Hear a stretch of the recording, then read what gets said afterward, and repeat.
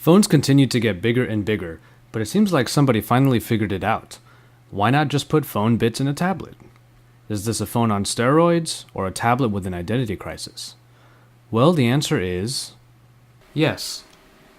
Hey, it's Joshua Vergara from Android Authority. What's going on, everybody? And this is the ASUS FonePad. If the FonePad looks familiar, remember that ASUS brought you the great Google Nexus 7, and the FonePad is actually very similar. You get a 7-inch screen device with the sizable bezel around the display with the front-facing camera and phone speaker grill up top. The back sports a nice brushed aluminum finish which gives it a nice industrious look and feel. Up top you get the rear camera with a great addition of a small removable cover that allows access to the SIM and SD card slots. You get 3 buttons on the left for power and volume. All in all, it handles just like the Nexus 7 and is very similar to most other 7-inch offerings. This does help for taking phone calls, but the FonePad is otherwise supposed to be treated like any other tablet, with both hands. Much of the FonePad will not blow you away with super high-end specs, and this starts with the display. Despite being at 7 inches, this IPS LCD screen is capable of a 1280 by 800 resolution at 216 ppi. It definitely isn't as powerful as even most 5-inch devices these days, but it is still a good performer. You get a good color reproduction so that images and videos have a good level of vibrancy, and though the pixel density may not be very high, the experience is still quite good at an average distance away. Get any closer though and you will start to see the pixel separation. Now you do get settings to change some aspects of the display in an app called ASUS Splendid, so there is a way to get it to just where you want it. Among the multitudes of Qualcomm Snapdragon processors out there, you get something different with a single-core Intel Atom Z2420 clocked in at 1.2 GHz. No, it isn't as powerful as high-end chips we see these days, but it does get the job done. Antutu Benchmark clocks it in at around the 7500 mark, but you do get smoothness across the device. There are occasional hiccups that occur from time to time, and they seem to happen mostly in intensive games and apps. Speaking of games, the PowerVR SGX 540 is the included graphics chip. It did have a little bit of trouble with Into the Dead and even stuttered a bit during Candy Crush. You may find more of these hiccups running too many apps at once, as the FonePad comes with 1 GB of RAM. Ultimately, it is a very capable performer, though it did not wow me and requires a little patience in those more intensive experiences. As far as hardware goes, you do get either 8 or 16 GB of storage, expandable by a SD card slot. Otherwise, the usual bevy of connections are available, GPS, Wi-Fi, Bluetooth, though NFC is absent.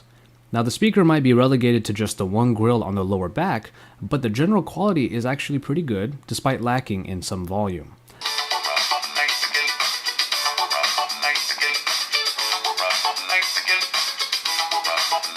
An Audio Wizard app does cater the sound to different types and does well to enhance the sound accordingly.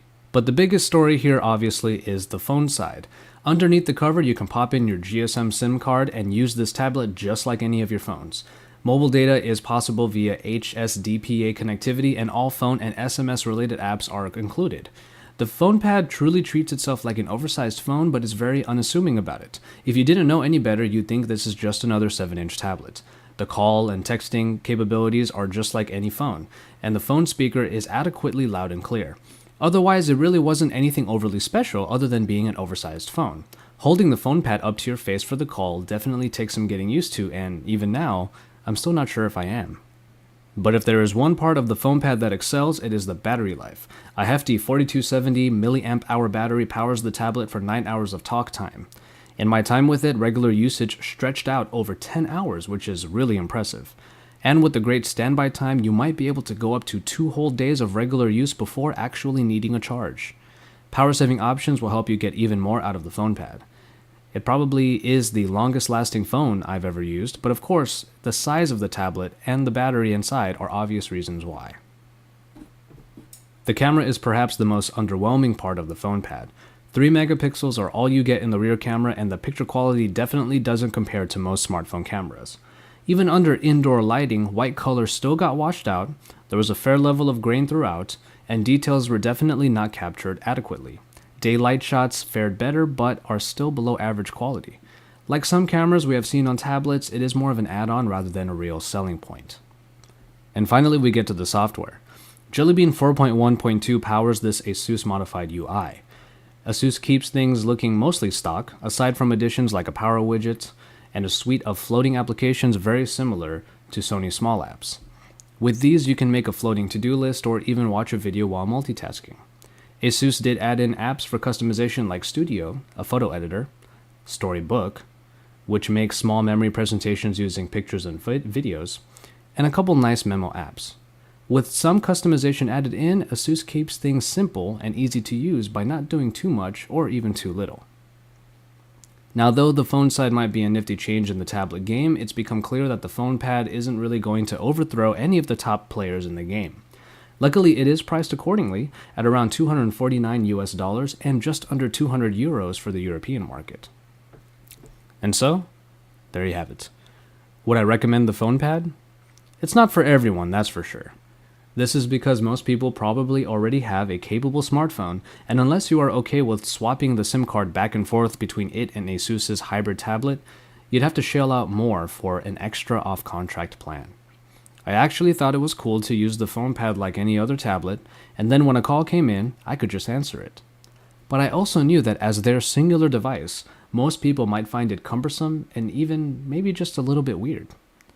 If you aren't one of those people, though, the FonePad just might fulfill a need you've been waiting for. And in the end, the ASUS FonePad is less of a great oversized phone and more like a very nice 3G tablet that happens to be capable of making and taking calls. Remember to stay tuned to Android Authority's YouTube channel for all the action, and then head over to androidauthority.com because we are your source for all things Android.